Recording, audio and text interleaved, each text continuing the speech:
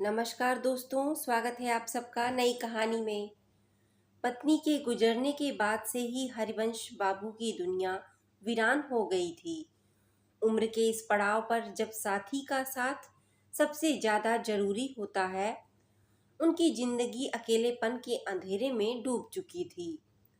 गांव में उन्होंने जैसे तैसे अपने दिन काटे, लेकिन बेटे विवेक और बहू शालिनी ने समाज और बिरादरी के दबाव में उन्हें शहर लाने का फैसला किया। हरिवंश बाबू इसके लिए बिल्कुल भी तैयार नहीं थे, पर बेटे की इज्जत और समाज में उनके स्थान को ध्यान में रखते हुए वे चुपचाप शहर आ गए। शहर में आकर हरिवंश बाबू को हर दिन उलाहनों का सामना करना पड़ता। बहू शालिनी की कड़वी आवाज उनके कानों में गूंजती रहती। पिताजी, आप ठीक से खाना भी नहीं खा सकते? देखिए, टेबल पर कितना सारा गिरा हुआ है।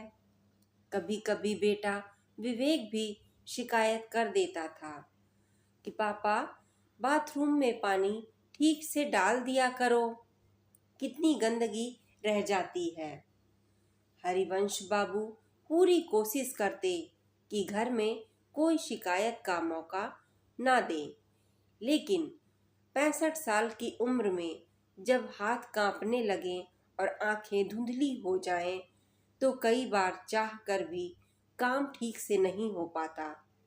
हर छोटी बड़ी गलती पर वे चुपचाप ताने सुनते और खुद को कोसते रहते। कभी कभी उनका दिल करता कि गांव लौट जाएं, अकेले रह लें, चाहे भूख से मरें या घुट कर जिए। पर फिर उन्हें अपने बेटे की प्रतिष्ठा का ख्याल आता और वे अपने आंसुओं को अंदर ही पी लेते। पहले उनकी पत्नी सरोज साथ में उनके थी। दोनों ने मिलकर जिंदगी के सारे उतार चढ़ाव झेले थे। उनकी बीमारी के बावजूद हरिवंश बाबू और सरोजा के साथ मिलकर समय बिता लेते थे, लेकिन अब सरोजा उनके साथ नहीं रही, तो हरिवंश बाबू खुद को और भी ज्यादा अकेला महसूस करने लगे थे। शहर में रहने की एकमात्र वजह उनका प्यारा पोता आदित्य था।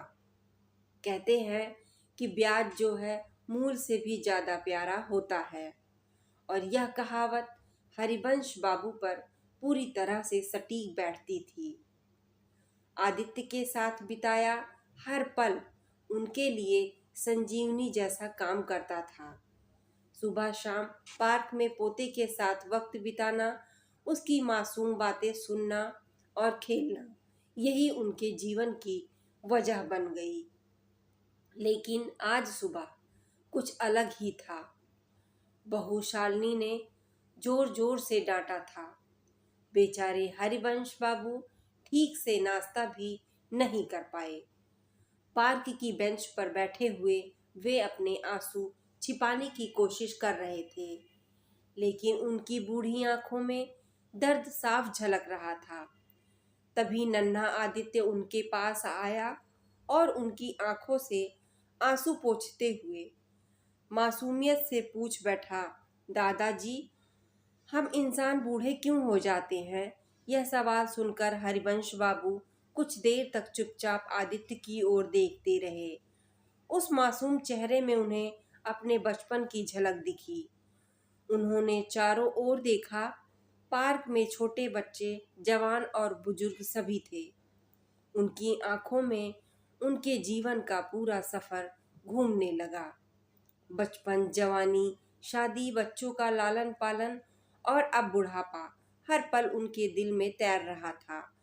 कपकपाते होठों और भारी दिल से उन्होंने आदित्य को जवाब दिया, बेटा, हमारे मरने पर किसी को कोई अफसोस ना हो।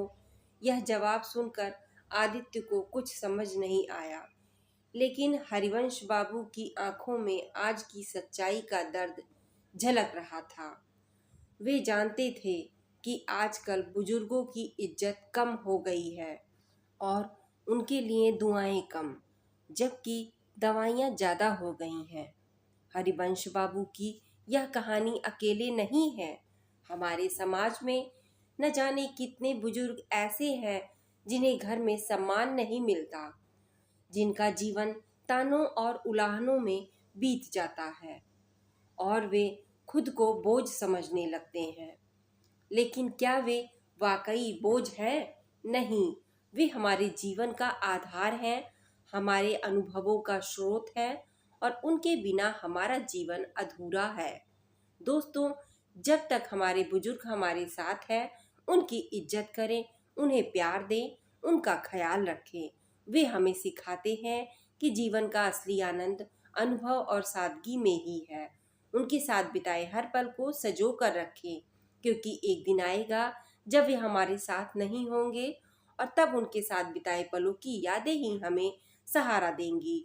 तो दोस्तों, ये छोटी सी कहानी आपको कैसी लगी? कमेंट में अपनी राय जरूर शेयर करें। कहानी पसंद आई हो तो चैनल को सब्सक्राइब कर लें, जिससे आने वाली सारी नोटिफिकेशन आपको मिल सके। धन्यवाद।